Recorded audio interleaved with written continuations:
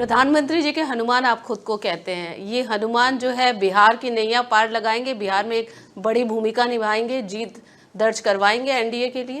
मेरी क्षमता में जितना होगा उससे ज्यादा मैं कार्य करूंगा। एक बात को लेकर तो मैं खुद ही बहुत स्पष्ट था कि 100 से नीचे मैं नहीं चाहूंगा कि भारतीय जनता पार्टी या जनता दल यूनाइटेड जाए। हम लोग को अलायंस के भीतर चुनाव नहीं लड़ना है, हम लोग को बाहर महागठबंधन के साथ चुनाव लड़ना है। मैं क्योंकि मेडिटेशंस करता हूँ, मैनिफेस्टेशंस में बिलीव करता हूँ, स्पिरिचुअली हमेशा कनेक्टेड रहता हूँ, पूजा पाठ करता हूँ, तो मैं ये इन संकेतों में बहुत विश्वास करता हूँ।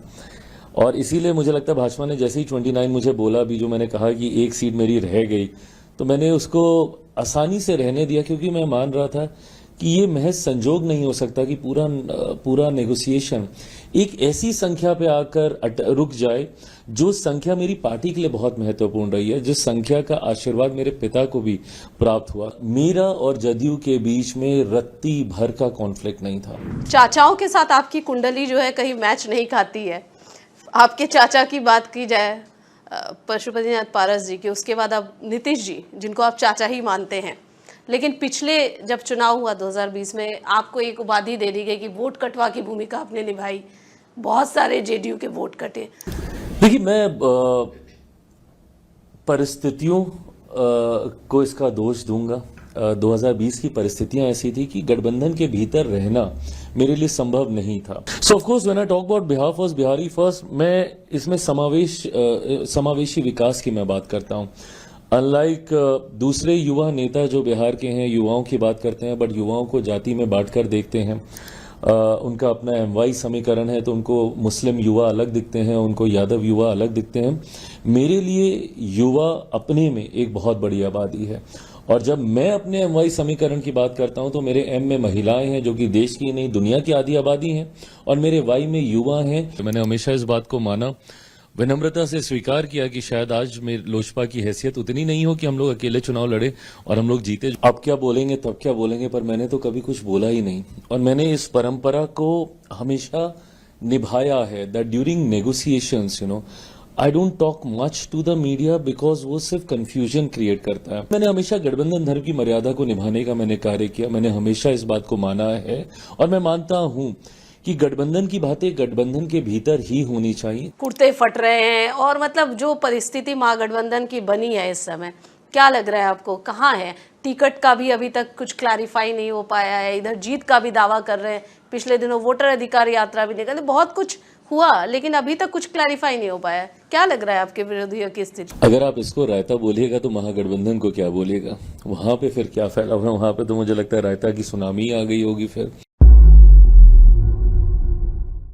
नमस्कार, बहुत स्वागत है चिराग जी, और हमें समय देने के लिए एएनआई में आपका। और बिहार चुनाव है, तैयारियां पूरी जोरों पर हैं, लेकिन इस पूरे बिहार चुनाव में अगर बात करें एनडीए की, तो सबसे ज़्यादा अगर लाइमलाइट में कोई रहा है तो वो रहा है लोजपा, यानी कि चिराग पासवान।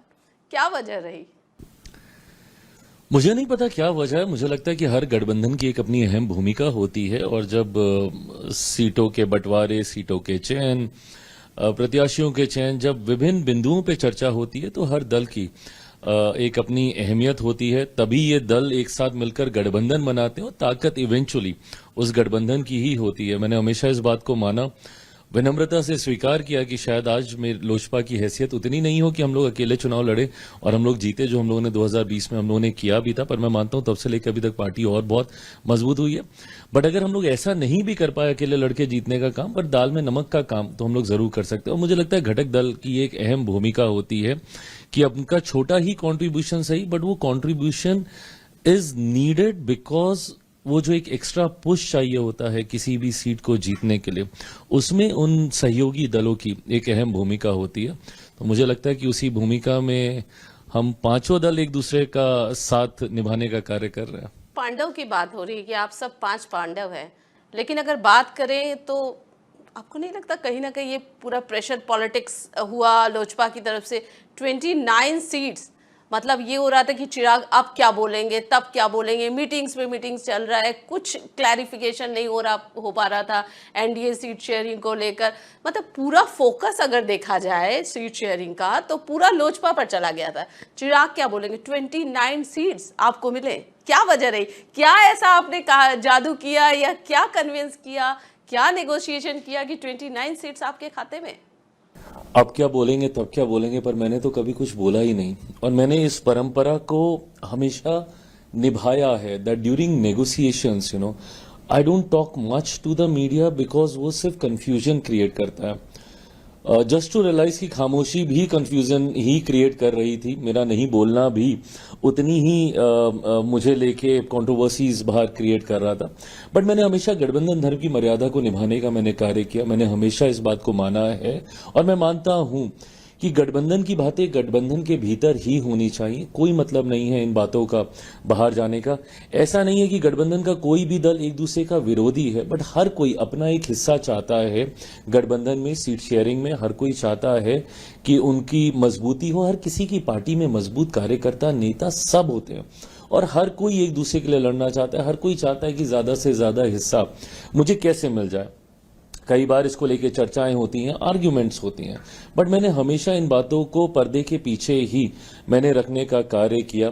जिन मल्टीपल राउंड्स ऑफ मीटिंग का आप जिक्र कर, I think that is needed when you are finalising alliance of this level, जहां पे 5 घटक दल आपके इन्वॉल्व हैं। हर किसी की भावनाएं, हर किसी की अहमियत, हर किसी के सम्मान का ध्यान रखते हुए आपको ये करने की जरूरत है। मुझे लगता है क्योंकि समय कम था तो इसीलिए राउंड्स ऑफ मीटिंग बहुत ज्यादा लगी की हो रही हैं। रादर लोकसभा के वक्त मेरी इससे बहुत ज्यादा हुई थी। उस वक्त तो हम लोग 15-16 राउंड्स ऑफ मीटिंग हम लोगों ने की थी। इसमें तो फिर भी हम लोगों ने 4-5-6 राउंड्स में ही हम लोगों ने पूरा का पूरा विषय हम लोगों ने सुलझा लिया। तो अगर इसका निष्कर्ष ये निकाला जाए कि मैं नाराज था, मुझे मनाने की कोशिश की जा रही थी, या I wanted to have the biggest share in the alliance and stuff, एक बात को लेके तो मैं खुद ही बहुत स्पष्ट था कि 100 से नीचे मैं नहीं चाहूंगा कि भारतीय जनता पार्टी या जनता दल यूनाइटेड जाए। हम लोग को अलायंस के भीतर चुनाव नहीं लड़ना है, हम लोग को बाहर महागठबंधन के साथ चुनाव लड़ना है। जहां पे वहां पे जो बड़े घटक दल हैं वो 100-125 सीटों पे अपने दावेदारी पेश कर रहे हैं। तो ऐसे में मेरे प्रधानमंत्री की पार्टी, हमारे मुख्यमंत्री जी की पार्टी 100 से कम सीटों पे चुनाव लड़ी है, तो मैं कभी इस बात को मैं स्वीकार नहीं करता। ऐसे में बाद में बचती थी 40-42 सीटों के आसपास, उसी में से हम लोग को सीटों को बांटना था। इतना मैं जरूर चाहता था कि एक फॉर्मूला उसको लेकर तय हो जाए। राउंड्स ऑफ मीटिंग उसको लेकर भी हुई कि क्या हो सकता है, कितनी विधानसभा पे एक लोकसभा का हम लोग समझौता कर सकते हैं। तो इन तमाम चीजों को लेकर हुआ। इसमें तो अगर आप बोलिएगा तो फिर एक सीट का तो घाटा मुझे ही हुआ है। अगर 6 विधानसभा पे अगर एक लोकसभा की बात हुई है तो 6 पंजे तो 30 होता है, तो मेरी तो 30वीं सीट रहेगी। उसका अफसोस है आप? पता ही नहीं है, मैं बहुत खुश हूँ। लेकिन अगर बात करें जीतन राम मांझी, उपेंद्र कुशवाहा जी की, उन्होंने ट्वीट किया संतुष्ट हैं हम, हमें साथ में लड़ना है, लेकिन वो संतुष्टि में कहीं ना कहीं असंतुष्टि दिखी। बाद में उनका भी मीटिंग का दौर चला। उपेंद्र कुशवाहा जी की एक सीट आप लोगों के खाते में आ गई। आपके जो वरिष्ठ हैं उनको कहीं नाराज ने तो नहीं कर दिया? देखिए, जब नेगोशिएशन चल रहे होते हैं तो इसमें एक नोडल बॉडी होती है जो हर किसी के साथ कम्युनिकेट कर रही होती है। अगर हम पांचों दल आपस में ही एक दूसरे के साथ कम्युनिकेट करने लग जाएं तो मुझे लगता है हम लोग कभी निष्कर्ष पे पहुंचेंगे ही नहीं, जो कि महागठबंधन के साथ हो रहा है। वहां पे कोई बॉडी ऐसी है ही नहीं जो कि अधिकार के साथ सीटों के गठबंधन को लेकर, सीटों के चयन बंटवारे को लेकर फैसले ले सके। ये भूमिका हमारे गठबंधन में भारतीय जनता पार्टी ने हमेशा से बहुत खूबसूरती से निभाने का काम किया। मेरा 6ठा नेगोशिएशन है। अगर मैं सिर्फ बिहार के संदर्भ में मैं बात करूं, मैं झारखंड के चुनाव और दिल्ली के चुनाव का मैं जिक्र नहीं करूं, तो 14 में लोकसभा का चुनाव, 15 का विधानसभा का चुनाव, 19 का लोकसभा का, 20 का विधानसभा का चुनाव, जिसमें मैं गठबंधन से अलग हो गया था, और फिर 24 का लोकसभा का और 25 का विधानसभा का चुनाव। जितने भी नेगोशिएशंस हुए हैं उसमें भारतीय जनता पार्टी ने एक खूबसूरत भूमिका एक नोडल बॉडी की निभाई है, जिन्होंने सबके साथ तालमेल बैठाकर फैसले लेने का कार्य किया। ऐसे में जरूर मुझे गाहे बगाहे मीडिया के माध्यम से जानकारी मिलती थी। मैं अपनी चिंताओं को गठबंधन के भीतर जो चैनल था उसी पे ही मैं रखता था। अगर मैं मल्टीपल चैनल्स अपने खोल लूं, मैं उपेंद्र जी से बात करने लग जाऊं, मैं डायरेक्टली मैं माझी जी से बात करने लग जाऊं, तो मुझे लगता है कि फिर तो ये खिचड़ी ही बन जाती, फिर तो ये कभी दाल पक ही नहीं पाती, हो ही नहीं पाता। बिकॉज हर किसी के अपने कंसर्न्स, इश्यूज होते हैं जो भारतीय जनता पार्टी बहुत अच्छे से रिजॉल्व कर सकती है। उनके पास कई और शक्तियां हैं जिसके माध्यम से वो उनको कई और ऑप्शंस दे सकती हैं कि भाई ये नहीं तो ये। अगर उनसे बात करने लग जाऊं तो मैं क्या ऑप्शन दूंगा कि भाई मेरे पास तो सीमित ही सीटें हैं, मैं क्या बोलूंगा या आप ये ले लीजिए। बट भाजपा के पास वो पूल है, बड़ा पूल है, जिसको लेकर वो उनको संतुष्ट कर सकते थे, जो कि इवेंचुअली हुआ भी। सो ऐसे में जो नाराजगी थी, आज जब हम पांचों दल एक साथ अब प्रचार पे जाएंगे, मैं माझी जी की सीट पे जाऊंगा, मैं उपेंद्र जी की सीट पे जाऊंगा, उपेंद्र जी माझी जी मेरी सीटों पे आएंगे, भाजपा जदयू सबकी सीटों पे मिलकर हम लोग प्रचार करेंगे। प्रधानमंत्री जी आ रहे हैं, साझा सभाएं उस दौरान भी होंगी। तो जो होना था वो हो गया है। हम सब बहुत खुश हैं, बहुत संतुष्ट हैं और अब परिणामों की ओर हम लोग अग्रसर हो रहे हैं मजबूत कैंपेन के साथ। लेकिन परिणामों की बात करने से पहले सीटों की बात कर लेते हैं, क्योंकि आपने बोला कि खिचड़ी पक जाती। खिचड़ी तो नहीं पका, रायता जरूर फैला, थोड़ा सा लग रहा है, क्योंकि जो जेडीयू की जीती हुई सीटें थी वो लोजपा के पास आई। कई सीटें ऐसे हैं जो बहुत चैलेंजिंग है। अगर महुआ सीट की बात करें, दानापुर सीट की बात करें, सीटों का जो फेर बदल हुआ है, कैंडिडेट्स बदले हैं, तो निश्चित तौर पर, क्योंकि हमने देखा है कि स्टेट इलेक्शन होता है, जो जनता विधायक जो वहाँ के कैंडिडेट्स हैं उन पर एक भरोसा जताते हैं, जिन पर जताते आ रहे हैं, वो जो रायता फैला हो उसको समेट लेंगे आप लोग? अगर आप इसको रायता बोलिएगा तो महागठबंधन को क्या बोलिएगा?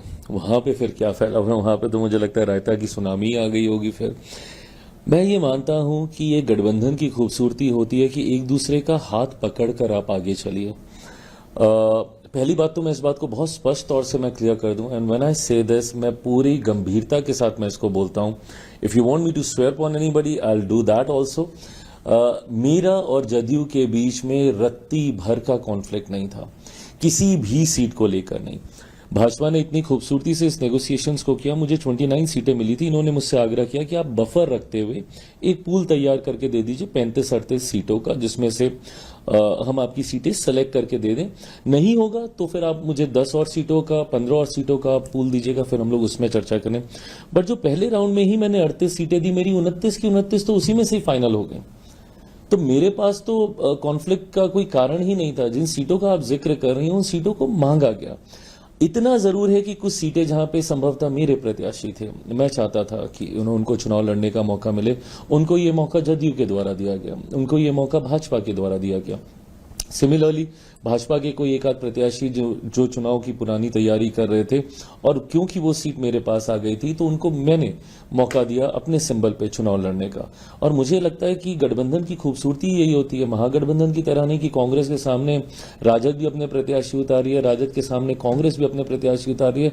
और ताजुब तो इस बात का भी, मेरी तो जानकारी में यहां तक भी है कि एक ही प्रत्याशी दो अलग अलग पार्टी के सिंबल से भी उन्होंने नामांकन भरने का काम किया है। तो रायता तो मुझे लगता है वहां फैला हुआ है, यहां तो हम एक दूसरे का हाथ पकड़कर एक दूसरे की मदद करने का प्रयास कर रहे हैं। क्या 100% स्ट्राइक रेट मानते हैं आप लोजपा की? अगर बात करें आपकी जो एक सीट तो वैसे ही अभी फिलहाल कमती दिख रही है, क्योंकि नॉमिनेशन में जो फॉल्ट हुआ 28 फिलहाल आपके पास, तो क्या 100% स्ट्राइक रेट मानते हैं? एक सवाल ये भी, और क्योंकि आपके फादर साहब को 29 सीट्स मिली थी एक समय, और उसी को अब इस बार पहली बार आपको भी 29 सीट्स मिली, तो क्या उसी को आप आगे बढ़ाएंगे?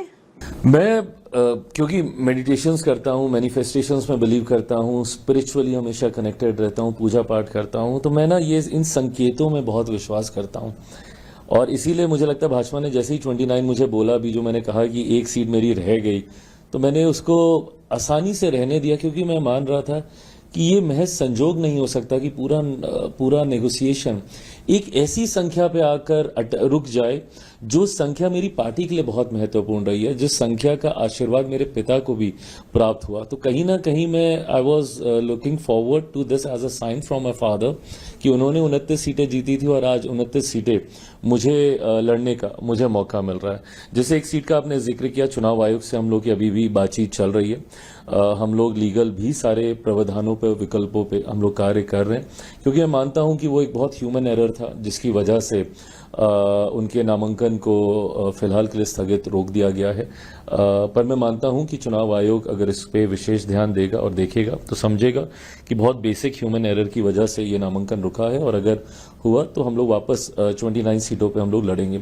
100% स्ट्राइक रेट का आपने जिक्र किया, मैं चाहूंगा, और मैं सिर्फ अपनी पार्टी के लिए ही नहीं, मैं अपने गठबंधन के लिए भी, मैं क्यों एक भी सीट में चाहूं। और खासतौर पे आज जब मौका इतना खूबसूरत है, जब लोगों का विश्वास हमारे गठबंधन पे इतना ज्यादा है, लोग ये मानते हैं कि एक लंबे समय के बाद बिहार को मौका मिला है डबल इंजन की सरकार बनाने का, जहां केंद्र में प्रधानमंत्री जी इसका नेतृत्व कर रहे हैं, प्रदेश में एक अनुभवी मुख्यमंत्री का चेहरा है जो इसका नेतृत्व कर रहा है। और पिछले एक साल में हम लोगों ने इस डबल इंजन की सरकार का अनुभव किया, जहां पे लाखों करोड़ों की योजनाएं प्रधानमंत्री मुख्यमंत्री जी के द्वारा बिहार और बिहारियों को समर्पित की गई। सिर्फ हम लोगों ने इसका शुभारंभ नहीं किया, इसका शिलान्यास भी किया, इसका उद्घाटन भी प्रधानमंत्री जी के द्वारा किया गया कई योजनाओं का। तो ऐसे में मैं मानता हूं कि अगले 5 साल बिहार के लिए बहुत स्वर्णिम काल के तौर पे होने वाले, और बिहारी भी इस बात को मानते हैं। और अब तो उनका विश्वास और ज्यादा इसलिए बढ़ गया क्योंकि जब गठबंधन के भीतर के ही कंफ्यूजन को दूर नहीं कर सकता, तो वो प्रदेशवासियों की चिंताओं को वो लोग कैसे दूर करेंगे। So they don't have a clarity within the alliance, so of course they will not be having any clarity कि आप प्रदेश को कैसे आप विकास की राह पर आप आगे लेकर जा सकें। तो जनता कहीं ना कहीं इन तमाम बातों को समझकर जब मैं प्रचार पे निकलता हूं, या अब मैं जब भी कहीं जा रहा हूं सीटों के बंटवारे के बाद, तो वो बढ़ा हुआ विश्वास मुझे महसूस होता है जनता के द्वारा। तो मैं तो चाहूंगा कि हमारे गठबंधन का ही 100% स्ट्राइक रेट हो, 243 की 243 सीटें हम लोग जीत कर आए। बट देन ऑफ कोर्स मेरी 29 सीटों पर तो मेरा विशेष ध्यान केंद्रित होगा ही होगा। आपका टैगलाइन है बिहार फर्स्ट, बिहारी फर्स्ट। आप चाहते हैं कि इस टैगलाइन को आगे बढ़ाना, और खासकर अगर बात करें यूथ की, बिकॉज आप यूथ हैं, यूथ को किस तरीके से देखते हैं यहाँ पर, किस तरीके से आगे बढ़ाएंगे, और what about your tagline? So of course when I talk about Bihar first, Bihari first, मैं इसमें समावेशी विकास की मैं बात करता हूँ। अनलाइक दूसरे युवा नेता जो बिहार के हैं, युवाओं की बात करते हैं, बट युवाओं को जाति में बांटकर देखते हैं। उनका अपना MY समीकरण है, तो उनको मुस्लिम युवा अलग दिखते हैं, उनको यादव युवा अलग दिखते हैं। मेरे लिए युवा अपने में एक बहुत बड़ी आबादी है, और जब मैं अपने MY समीकरण की बात करता हूं तो मेरे M में महिलाएं हैं जो कि देश की नहीं दुनिया की आधी आबादी हैं, और मेरे Y में युवा हैं जो हमारे प्रदेश की सबसे बड़ी आबादी हैं। मैं मानता हूं इन दोनों की सामान्य समस्याएं हैं, जाति में बंटकर इनकी समस्याएं अलग हो जाएं कतई नहीं है। मुस्लिम युवा को भी रोजगार की उतनी ही जरूरत है जितना किसी दलित युवा को है, जितना किसी पिछड़े वर्ग से आने वाले युवा को है, जितना किसी अगड़े वर्ग से आने वाले युवा को है। ऐसे में मुस्लिम महिला की भी वही समस्याएं हैं, हिंदू महिलाओं की भी वही समस्याएं हैं, पिछड़ा वर्ग दलित वर्ग से आने वाली महिलाओं की भी वही समस्या है। तो ऐसे में बिना किसी को जात पात धर्म मजहब में बांटे हुए मैं बिहार फर्स्ट, बिहारी फर्स्ट की सोच के साथ मैं आगे बढ़ रहा हूं, जहां पे विकसित बिहार के निर्माण के लिए पूरा रोड मैप तैयार है। बिहार की रोजगार से जुड़ी समस्या, शिक्षा से जुड़ी समस्या, स्वास्थ्य से जुड़ी समस्या, इंफ्रास्ट्रक्चर से जुड़ी समस्या, बाढ़ सुखाड़ से जुड़ी समस्या, हर समस्या का समाधान का जिक्र मैंने बिहार फर्स्ट, बिहारी फर्स्ट में किया है। मुझे लगता है पहली बार मेरी पार्टी को जब से ये बनी है सन 2000 से, पहली बार एक मजबूत मौका प्रदेश सरकार का हिस्सा बनने का मेरी पार्टी को मिलने जा रहा है। आज से पहले मेरी पार्टी ना के बराबर राज्य सरकार का हम लोग हिस्सा रहे भी हैं तो बहुत कम समय के लिए रहे हैं, बट आज की तारीख में जब हम लोग एक मजबूत हिस्सा राज्य सरकार का बनने जा रहे हैं परिणामों के बाद, तो मुझे लगता है कि उस नीति निर्माण में भी हम लोग की एक अहम भूमिका होगी, जिसके माध्यम से बिहारी युवाओं के लिए बिहार फर्स्ट, बिहारी फर्स्ट को धरातल पर उतारने के लिए, बिहार के किसान मजदूरों के लिए, जिस मंत्रालय से मैं आता हूं प्रसंस्करण के विभाग को और मजबूती देने के लिए, इन तमाम बिंदुओं पर अब मैं और ज्यादा मजबूती से कार्य कर सकूंगा बिहार सरकार का हिस्सा होने के बाद। आपको नहीं लगता कि युवा CM भी होने चाहिए, आप भी CM के दावेदार होने चाहिए? कुछ ऐसा है दिमाग में या मन में, कुछ ऐसा है? पार्टी तो निश्चित तौर पर चाहती होगी कि हमारा जो अध्यक्ष है वो आगे आए, वो फेस बने। व्हाट अबाउट यू, आप क्या सोचते हैं? बिहार की राजनीति करनी है या फिर पूरे देश की? व्हाट, कौन सी पार्टी नहीं चाहती? हर दल चाहता है कि उनका नेता सर्वोच्च पद पे जाए। मैंने खुद हमेशा इस बात की इच्छा रखी कि मैं अपने पिता को प्रदेश का मुख्यमंत्री, देश का प्रधानमंत्री बनता हुआ देखूं। तो ये इच्छा स्वाभाविक है, हर दल की अपने नेता के प्रति होती है, पर मुझे लगता है कि सही समय पर सही बातों की चर्चा हो तो उसके मायने होते हैं। आज की तारीख में जब हम लोग इसकी चर्चा कर रहे हैं तो कतई इसके कोई मायने नहीं है जब इस बात को गठबंधन के तमाम सहयोगियों के द्वारा पहले से ही स्पष्ट कर दिया गया कि मुख्यमंत्री नीतीश कुमार जी के नेतृत्व में ही हम लोग चुनाव लड़ने जा रहे हैं। और ये मैं मानता हूं कि चुनाव के बाद जो विधायक जीत कर आएंगे वो एक बार फिर मुख्यमंत्री जी को ही अपने मुख्यमंत्री के तौर पर चुनने का कार्य करेंगे। हैविंग सेड दैट, क्या मेरी इच्छा है बिहार की? मैंने हमेशा कहा है कि मैं बिहार वापस आना चाहता हूं। इन्हीं चुनावों में ही मैं वापस आना चाहता था, बिहार से मैं चुनाव लड़ना चाहता था, बट क्योंकि नेगोशिएशंस होते इतना विलंब हो गया कि मेरे प्रत्याशी ही नामांकन ठीक से भर लें वो ज्यादा बड़ी प्राथमिकता बन गई थी। तो अपने नामांकन की ओर तो मैं फिर सोच ही नहीं पाया, केंद्रीय संसदीय बोर्ड दोबारा बैठ ही नहीं पाया इस विषय की, इस एजेंडे के ऊपर चर्चा करने के लिए। बट हाँ, आप चाहते थे बिहार से चुनाव लड़ना? मैं चाहता था, और आने वाले दिनों में मैं वापस में बोलूंगा मेरी प्राथमिकता बिहार रहेगा। अनलाइक माय फादर, पापा ने हमेशा इस बात को स्पष्ट रखा कि केंद्र की राजनीति में उनकी इच्छा ज्यादा रही थी। पर मैं बिहार और बिहारियों की वजह से ही राजनीति में आया हूं। दिल्ली में पला बड़ा हूं, मुंबई में मैंने काम किया है, दूसरे राज्यों में बिहारियों को विपरीत परिस्थितियों में रहते हुए देखा है, और यही कारण था कि मैं वापस राजनीति में आया ताकि अपने राज्य, अपने बिहारी साथियों के लिए मैं कुछ कर सकूं। एक ऐसा दौर मैंने देखा जब बिहारी शब्द तक को गाली बना दिया गया। मैं हर मन से गर्व से कहता हूं कि मैं बिहारी हूं। ये गर्व मैं हर बिहारी की आंखों में देखना चाहता हूं, पर ये तब होगा जब मैं यहां पे ध्यान ज्यादा केंद्रित करूं। तो मैं मानता हूं कि अगले 4-5 साल मेरे इस फैसले को और ज्यादा मजबूत करेंगे कि मुझे बिहार की राजनीति में पूरा ध्यान अब केंद्रित करना होगा। एक सवाल पूछूंगी, थोड़ा चुभता हुआ सवाल है।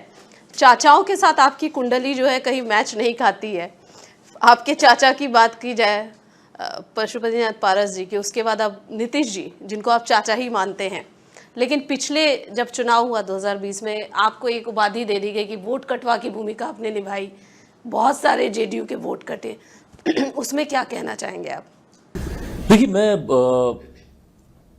परिस्थितियों को इसका दोष दूंगा। 2020 की परिस्थितियां ऐसी थी कि गठबंधन के भीतर रहना मेरे लिए संभव नहीं था, और उस वक्त मेरी पार्टी ने ये फैसला किया कि हम लोग गठबंधन से हम लोग अलग हो जाएं। चाचाओं का आपने जिक्र किया, मुझे लगता है कि आज मेरे एक चाचा को ये बात और अच्छे से समझ में आ गई होगी कि कई बार आपको अलायंस में इतना कॉर्नर कर दिया जाता है कि आपके पास विकल्प ही नहीं बचता अकेले चुनाव लड़ने के अलावा। 2020 का दोष मेरे ऊपर बार बार दिया गया कि मैंने अपनी जिद की वजह से मैं गठबंधन से मैं अलग हुआ। मेरे चाचा जी ने जब पार्टी परिवार से मुझे अलग किया तो उस वक्त भी उन्होंने मेरे ऊपर यही आरोप लगाए कि मैंने अकेले ये फैसला ले लिया, जबकि वो सब गठबंधन के तहत चुनाव लड़ना चाहते थे और मैंने अलग चुनाव लड़ने का मैंने फैसला लिया। आज जब वो और उनकी पार्टी खुद अकेले चुनाव लड़ रहे हैं तो मुझे लगता है कि उनको ये समझ में आता होगा कि जब गठबंधन में आपको पूछा नहीं जाता है तो आपके पास अकेले चुनाव लड़ने के अलावा विकल्प नहीं बचता। मेरे पास जरूर उस वक्त ये विकल्प था कि मैं महागठबंधन की ओर जा सकता था, पर मेरा समर्पण मेरे प्रधानमंत्री के प्रति इतना था कि मैं गठबंधन से अलग भी हुआ, पर मैं प्रधानमंत्री जी के सामने या उनके प्रत्याशियों के सामने मैंने अपने प्रत्याशी ना के बराबर मैंने उतारे। जनता दल यूनाइटेड के सामने ही मेरे पास ऑप्शन था, उनके सामने मैंने प्रत्याशी उतारे, जिसका नुकसान भी जनता दल यूनाइटेड को हुआ, और इसका आक्रोश बहुत स्वाभाविक है। अगर कल को कोई मेरी पार्टी के सामने चुनाव लड़के मुझे उसका नुकसान देगा तो मैं भी उससे आक्रोशित होऊंगा। तो मुख्यमंत्री जी का वो आक्रोश बहुत स्वाभाविक है मेरी सर आंखों पर अब तब से लेकर अभी तक इन 5 सालों में गंगा से काफी पानी बह चुका है, परिस्थितियां काफी बदल चुकी हैं। मेरे मुख्यमंत्री जी के बीच में, हम दोनों के बीच में जितने भी इश्यूज थे, कंसर्न्स थे, चिंताएं थी, उनको रिजॉल्व कर लिया गया है। और मैं मानता हूं कि आप गठबंधन में रहें तो एक ईमानदार सहयोगी की भूमिका में रहें। जिस थाली में खाएं उसी में छेद करें कतई उचित नहीं है, और ये मेरे संस्कारों में भी नहीं है। मेरे पास हमेशा से ये विकल्प था, मैं चाहता तो मैं गठबंधन का हिस्सा दोबारा बनता ही नहीं, आता ही नहीं वापस। पर आज चुनाव जब मैं इनके साथ मिलकर लड़ रहा हूं, मेरी पार्टी पहली बार मुख्यमंत्री नीतीश कुमार जी को मुख्यमंत्री बनाने के लिए चुनाव लड़ रही है। आज तक जब से मेरी पार्टी बनी, 2005 में पापा ने अकेले चुनाव लड़े, दोनों, फरवरी वाला भी, नवंबर वाला भी, 2010 में हम लोग राजद के साथ थे, भारतीय जनता पार्टी जनता दल यूनाइटेड एक साथ थी। 2015 में जब हम लोग भारतीय जनता पार्टी के साथ आ गए तो मुख्यमंत्री जी की पार्टी राष्ट्रीय जनता दल के साथ जाके महागठबंधन की सरकार बन गई थी, और 2020 में तो मैंने अकेले चुनाव लड़ा था। तो पहली बार मेरी पार्टी मुख्यमंत्री जी को मुख्यमंत्री बनाने के लिए चुनाव लड़ रही है, और इसमें मेरी एक ईमानदार भूमिका का रहना जरूरी है, और उसी भूमिका के साथ मैं कार्य कर रहा हूं। तो आज जब हम लोग इस बात की चर्चा कर रहे हैं तो 2020 की कोई परछाई तक इस गठबंधन के ऊपर नहीं है। बहुत सहजता और एक खुशनुमा माहौल में हम सब कार्य कर रहे हैं। प्रधानमंत्री जी के हनुमान आप खुद को कहते हैं, ये हनुमान जो है बिहार की नैया पार लगाएंगे, बिहार में एक बड़ी भूमिका निभाएंगे, जीत दर्ज करवाएंगे एनडीए के लिए। मेरी क्षमता में जितना होगा उससे ज्यादा मैं कार्य करूंगा। ये विश्वास मैं आपके माध्यम से मेरे प्रधानमंत्री जी को दिलाता हूं, पर मैं मानता हूं कि शायद उनको यह विश्वास ऑलरेडी मुझ पर है। इसीलिए एक सांसद वाली पार्टी को उन्होंने 5 सीटें दी लड़ने के लिए। मेरे लिए बहुत बड़ी बात है जब कोई मुझसे सवाल पूछता है ना कि क्या आप नाराज हैं, मैं कई बार मैं सोचता हूं कि ये सवाल ही कैसे आ सकता है। मैं इससे ज्यादा खुशनसीब अपने आप को क्या मानूंगा। मैंने गठबंधन की राजनीति में आज तक मैंने कभी नहीं देखा कि किसी कम सीटों वाली पार्टी को ज्यादा सीटें दे दी गई। ज्यादा वाले को कम जरूर किया गया, कोई अगर 9 सीट पे है तो उसको 7 कर दिया गया, 7 वाले को 5 कर दिया गया, 5 वाले को 3, 3 वाले को 2 और 1 वाले को तो मर्जर का ही प्रस्ताव इवेंचुअली दे दिया जाता है गठबंधन के द्वारा। यहां 2024 में सिंगल सांसद वाली पार्टी को 5 सीटें गठबंधन ने उठाकर दे दी चुनाव लड़ने के लिए और जीतने के लिए। 2025 में एक विधायक मेरा जीता था, पर वो भी मेरे साथ नहीं रहे 2020 में, तो आप यही मान के चलिए कि 0 विधायक वाली मेरी पार्टी। अब 0 विधायक वाली पार्टी को 29 सीटें दे दी जाती हैं गठबंधन में लड़ने के लिए। अब अगर उसके बाद भी मैं नाराजगी रखूं तो मुझसे बड़ा नाशुक्रा ही कोई और नहीं होगा। प्रशांत किशोर को कैसे देखते हैं? प्रशांत किशोर ने जिस तरीके से आप लोगों पर बहुत सारे आरोप लगा रहे, कभी सम्राट चौधरी के डिग्रियों को लेकर, आप पर भी आरोप लगाए कि आपने पैसे लेकर टिकट मेरे ऊपर, मेरी पार्टी आपकी पार्टी के ऊपर जरूर, हाँ, कि आप लोगों ने पैसे लिए और उसके बाद शांभवी को टिकट दिया, इस तरीके के आरोप भी लगे। हालांकि उस पर अभी ये मामला चल भी रहा है, आप इसको कैसे क्लैरिफाई करेंगे? देखिए, मुझे लगता है ये 2 लोगों के बीच की लड़ाई है, जिसमें बिना मतलब घुन की तरह मेरी पार्टी इसमें पिसी, उनकी और अशोक जी के बीच का ये विषय था। और इसीलिए जब उनसे स्पष्ट तौर पे ये पूछा गया कि चिराग पासवान की इसमें क्या भूमिका है, तो उन्होंने स्पष्ट कहा कि मेरे पास कोई प्रमाण नहीं, और मैं कतई ये नहीं बोलूंगा कि इसमें उनकी कोई भूमिका है।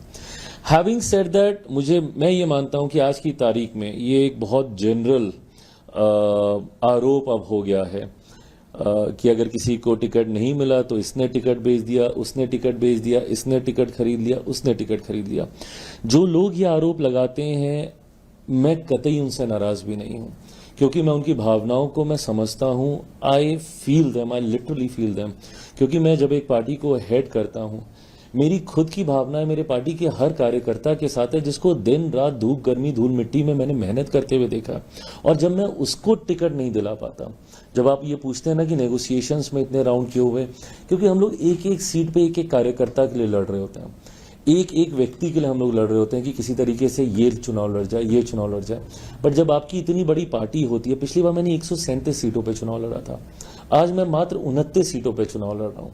कम ज्यादा लोग आए गए होंगे इन 3 साल 4 साल में, बट गिरी से गिरी हालत में भी मेरे पास 100-110 के करीब मेरे पास प्रत्याशी थे जिन्होंने चुनाव लड़ा था, जिनकी उम्मीदें थी चुनाव लड़ने की। बट आज जब मैं उनमें से मात्र 29, या उसमें भी जब आप सहयोगी दलों के साथ एडजस्टमेंट करते हैं तो वो 29 की भी संख्या पूरी नहीं कर पाते, तो जब आप सबको नहीं चुनाव लड़ा पाते, दुख मुझे भी बहुत ज्यादा होता है। और मैं तो भाई धन्यवाद करूंगा, क्योंकि मैं इनकी जगह होता तो शायद मैं और बहुत आक्रोशित हो जाता कि 5 साल मैंने मेहनत की और आपने इसका ये सिला दिया। तो ऐसे में मैं उनके आक्रोश को भी मैं पूरी तरीके से मैं सम्मान देता हूं। गुस्से में इंसान बहुत सारी बातें बोल जाता है, मैं मानता हूं कि शायद वो खुद भी बाद में इन बातों को मानते नहीं है। 1-2 साल बीतते हैं, फिर सब वापस आते हैं, सबके साथ हम लोग वैसे ही बैठते हैं, फिर एक नए रन की हम लोग तैयारी करते हैं। तो इन आरोपों के तब तक कोई मायने नहीं है जब तक प्रमाण नहीं हो। बट हाँ, अगर प्रमाण कभी सामने आए तो चिराग पासवान सबसे पहला व्यक्ति होगा। भाई, मेरी रगों में एक ऐसे नेता का खून है जिनके ऊपर कोई 1 रुपया तो क्या 1 पैसे तक का आरोप नहीं लगा पाया। पांच दशक 50 साल से ज्यादा वो सक्रिय राजनीति में रहे। ऐसे में मुझे कतई जरूरत नहीं है ऐसे कोई भी कार्य करने की, और मैं मानता हूं मेरी पार्टी के भी किसी नेता कार्यकर्ता को ऐसे कार्य करने की जरूरत नहीं है। बट हाँ, मैं पुनः विश्वास दिलाता हूं कि किसी भी दिन मेरे सामने अगर ये प्रमाणित करके कोई लेकर आया कि इसने सीट के लिए ये लेन देन किया है, तो सबसे पहला व्यक्ति चिराग पासवान ही होगा उसके ऊपर कार्रवाई करने वाला। विरोधियों की बात कर लेते। प्रशांत किशोर पहली बार चुनाव मैदान में उतर रहे जनसुराज पार्टी, कैसे देखते हैं इस पार्टी को? क्या है, बहुत क्लेम कर रही है, दावे कर रही है कि हम ही जीतेंगे और हमारी सीधी टक्कर एनडीए और जनसुराज की है, महागठबंधन तो बिल्कुल साइडलाइन है, उनका जो बयान है। मुझे नहीं पता, क्योंकि मैंने बहुत ज्यादा ध्यान केंद्रित किया नहीं जन स्वराज के ऊपर कि वो लोग क्या कर रहे हैं, जनता के बीच उनकी कितनी पकड़ है। मैंने हमेशा किसी भी लकीर को छोटा करने से आता अपनी लकीर को इतना बड़ा करते जाओ कि कोई दूसरा आपकी टक्कर में रह ना पाए। मैंने हमेशा अपनी मेहनत पे कार्य करने का मैंने प्रयास किया और वही अभी भी मैं कर रहा हूँ। हैविंग सेड दैट, मैं ये भी मानता हूँ, मैं बिहारियों की बुद्धिमत्ता पर मैं बहुत विश्वास करता हूं, और मेरा ये अपना भी अनुभव है, मेरा ये अपना व्यक्तिगत अनुभव है, क्योंकि 2020 में मैं भी अकेले चुनाव लड़ रहा था। और उस वक्त की भी आप तस्वीरें निकाल के देखिएगा, वीडियोस निकाल के देखिएगा, जिस तरीके से भीड़ आती थी मेरे रोड शो में, जिस तरीके से माहौल बनता था, कहीं ना कहीं मैं भी इसी कॉन्फिडेंस में था कि एक अच्छी संख्या के साथ मैं उस चुनाव को जीतूंगा। बट इवेंचुअली होता क्या है, क्योंकि बिहारी इतने समझदार हैं, और राजनीतिक दृष्टि से खास तौर पर मैं इस बात को मानूंगा, क्योंकि मैं देश भर में घूमा हूं, हर एक राज्य में मैं गया हूं, and I have not seen this kind of political knowledge रखने वाले लोग मैंने बाकी ना के बराबर किसी राज्य में देखे। उत्तर प्रदेश में जरूर फिर भी मुझे ऐसे दिखते हैं। तो बिहारी क्योंकि राजनीतिक तौर पर इतने जानकार होते हैं कि वो इवेंचुअली अपना मत वेस्ट नहीं करते हैं। आज क्योंकि 2020 का मेरा अनुभव है, मुझे था कि मैं बहुत अच्छी सीटों से मैं जीत रहा हूं। मेरे हर एक प्रत्याशी ने मुझे आके बोला कि भैया एक रात पहले चुनाव पलट गया, भैया एक रात पहले चुनाव ये हो गया, 2 दिन तक तो बहुत अच्छा माहौल था, 2 दिन पहले चुनाव पलट गया। वो होता इसलिए है क्योंकि इवेंचुअली बिहारी ये डिसाइड करता है कि यार अगर इनको हमने जिता भी दिया तो ये अगले 5 साल तो सरकार से लड़ता ही रहेगा ना, क्या लाभ है इसको जिताने का। हमें अपने क्षेत्र का काम कराना, और क्षेत्र का काम सत्ता में रहने वाला विधायक करा पाएगा जिसकी केंद्र तक पकड़ हो। तो ऐसे में जब केंद्र में एनडीए की सरकार है, जब ये सर्वेस कह रहे हैं मोटा मोटी, ये स्पष्ट, ये ओवर कॉन्फिडेंस नहीं है, ये स्पष्ट, और महागठबंधन में भी जिस तरीके का बिखराव देखने को मिल रहा है, ये स्पष्ट है कि एनडीए की ही सरकार बनने जा रही है। तो भैया हमने एक जन स्वराज के अगर हमने एक विधायक को जिता भी दिया तो क्या करेगा, ये अगले 5 साल विधानसभा में भी लड़ता झगड़ता रहेगा, केंद्र में भी इसको कोई नहीं पूछने वाला। तो ऐसे में माइट एज वेल हम लोग एक ऐसे एनडीए के ही प्रत्याशी को हम लोग जीत दिलाएं जो कि कम से कम विधानसभा में जाकर हम लोग की बात करे, केंद्र में प्रधानमंत्री जी से मिलकर हम लोग के कार्य कराने का प्रयास करे। तो इस दृष्टि से इवेंचुअली वो चुनाव जो है बायपोलर होके ही रह जाता है। और इस बार तो मैं बायपोलर भी मैं नहीं मानूंगा, क्योंकि दूसरी तरफ तो पोल खड़ा ही नहीं हो पाया। तो यहाँ पे मैं मानता हूँ कि इस बार अधिकांश विधायक एनडीए के होंगे। कुर्ते फट रहे हैं, और मतलब जो परिस्थिति महागठबंधन की बनी है इस समय, क्या लग रहा है आपको, कहाँ है? टिकट का भी अभी तक कुछ क्लैरिफाई नहीं हो पाया है, इधर जीत का भी दावा कर रहे हैं, पिछले दिनों वोटर अधिकार यात्रा भी निकली, बहुत कुछ हुआ लेकिन अभी तक कुछ क्लैरिफाई नहीं हो पाया। क्या लग रहा है आपके विरोधियों की? जिनको बिहार की इतनी चिंता थी, जिन्होंने यहाँ पे आकर हफ्ता 10 दिन घूमे फिरे, लोगों को भ्रमित करने का प्रयास किया, वोट चोरी, क्या क्या बातें नहीं बोली, कहाँ हैं वो? आज जब चुनाव को घोषित हुए इतना समय हो गया, पहले चरण का नामांकन भी हो गया, मैं तो पूछना चाहूंगा राहुल जी है कहाँ? मतलब यकायक बिहार को एकदम वो भूल गए, कोई चिंता नहीं ना, ये लोग गठबंधन बैठा पाए। मैं तो बल्कि नेता प्रतिपक्ष से भी मैं हैरान हूँ। जेएमएम भी अलग हो गए, जेएमएम अलग हो गई, और जैसा मैंने कहा कि एक दूसरे के सामने प्रत्याशी उतार रहे हैं। भाई गठबंधन राजनीति में, और मैं ये ईमानदारी से मानता हूं कि दोस्ताना संघर्ष नाम की कोई चीज नहीं होती है। There is never ever a friendly fight, either you are fighting और you are friends, period. There can not be anything in between.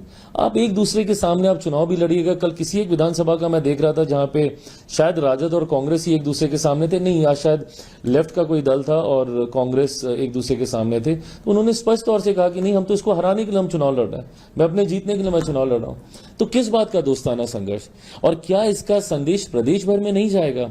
मेरी समझ में नहीं आता, जो ऊपर बैठे नेता हैं, जो एसी कमरे में बैठकर ये फैसले करते हैं, वो जमीनी हकीकत समझ ही नहीं पाते हैं कि भाई आप तो कल को हो सकता है 1 दिन 2 दिन के बाद आप हाथ मिला लीजिएगा, हाथ से हाथ पकड़कर एक तस्वीर खिंचा लीजिएगा, पर क्या आपका कार्यकर्ता वो कर पाएगा जिसका घर अगल बगल में है, जिसको अपने विरोधी जिलाध्यक्ष से लड़ना है, जिसको कल तक वो अपना सहयोगी जिलाध्यक्ष मान रहा था, आज वो विरोधी जिलाध्यक्ष हो गया, कल आप फिर बोलिएगा कि भैया सहयोगी जिलाध्यक्ष हो जाओ, तो वो क्या करे भाई? उसके घर पे खाना खाने जाए कि ना जाए? खाना खाने जाता है तो आप बुला लेते हैं कि भाई छोड़ दो, अब गठबंधन नहीं हो रहा, फिर आप बोलते हैं कि गठबंधन हो रहा है। तो नेता तो ऊपर में मिल लेते हैं, बट क्या जमीन पे ये हो पाएगा? और ये महज वो 10, 12, 15, 20 सीटों की बात नहीं है जहां पे ये सो कॉल दोस्ताना संघर्ष कर रहे हैं, इसका संदेश पूरे प्रदेश में जाएगा। कैसे कोई दूसरे जिला का कांग्रेस का व्यक्ति बोलेगा कि नहीं नहीं भाई चलो लड़ो एकदम इसके लिए, क्योंकि वो जहां का जिला अध्यक्ष होगा, जिस जिला में इनके सामने लड़ाई हो रही है, वो उसका भी परिचित होगा। ये बोलेगा कि भैया यहां तो हम राजद के सामने लड़ रहे हैं, तुमको जाके वहां पे राजद के लिए कैंपेन करो, तुम मेरा साथ दो, तुम आओ यहां पे। तो ये प्रदेश भर में इसका असर जाएगा और ये कहीं ना कहीं अपरिपक्वता को दर्शाता है नेता प्रतिपक्ष के द्वारा। भाई जब आप गठबंधन को आप लीड कर रहे हैं, आप चेहरा बनना चाह रहे हैं, आप अपने आप को मुख्यमंत्री का आप दावेदार दिखाते हैं, जो गठबंधन को एक नहीं रख पाया, जो गठबंधन में सहमति नहीं बना पाया, वो बिहार जैसे प्रदेश को चलाने की सोच रखता है। कैसे चलाएगा जब यहाँ पे अलग अलग जात पात धर्म मजहब के लोग हैं? कैसे सब में सामंजस्य बिठा पाएंगे जब 4, 5, 6 दलों में सामंजस्य नहीं बिठा पाए? तो ऐसे में महागठबंधन मैं मानता हूं कि भानुमति की उस कुंभे की तरह जो बनने से पहले ही पूरी तरीके से धराशायी हो गया। एक अंतिम सवाल आपसे लूंगी। अब चूंकि आप लोग पूरी स्ट्रैटेजी के साथ आगे बढ़ रहे हैं, क्या रेटिंग देंगे आप एनडीए को? कितनी सीटों पर आपको लग रहा है जीत हासिल होगी? क्या परिस्थिति पूरी आपको लग रही है? व्हाट विल बी द कह रहा हूं कि शायद हम लोगों ने जितना सोचा भी नहीं है, अब उससे बेहतर हम लोग का प्रदर्शन हो जाएगा। अभी तक तो हम लोग अपनी मेहनत पर ही हम लोग संख्या पे जा रहे थे। जब मैं 225 का आंकड़ा पार करने की मैं बात करता था, तो हम लोग अपनी मेहनत के आधार पर हम लोग जा रहे थे कि हम लोग पार करेंगे। बट अब तो जिस तरीके से विपक्ष धराशायी होता हुआ दिख रहा है, उसका भी एडवांटेज किसको मिलेगा? हम ही लोग को मिलेगा। तो मैं तो मानता हूं कि इस बार अप्रत्याशित जीत के साथ एनडीए सरकार बनाएगा। थैंक यू सो मच चिराग जी, हमसे बात करने के लिए और तमाम सवालों का बेबाकी से जवाब देने के लिए। Thank you so much.